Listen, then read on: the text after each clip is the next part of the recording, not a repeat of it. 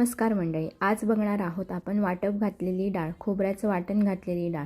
त्यासाठी तूर डाळ आणि मूग डाळ मी समप्रमाणात कुकरमध्ये उकडून घेतली। त्यामध्ये ओली मिरची, एक टोमॅटो आणि शेवग्याच्या शेंगा घातल्या, त्यामुळे डाळीला छान अशी टेस्ट येते।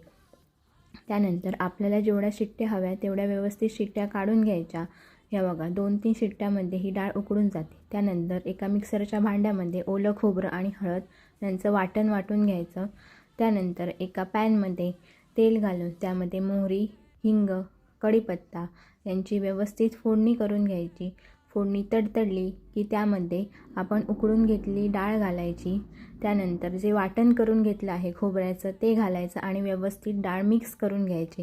त्यानंतर चवीप्रमाणे मीठ, बारीक चिरलेली ओली कोथिंबीर घालून व्यवस्थित डाळ मिक्स करून उकळी काढून घ्यायची। त्यानंतर तयार आहे जेवणाचं ताट।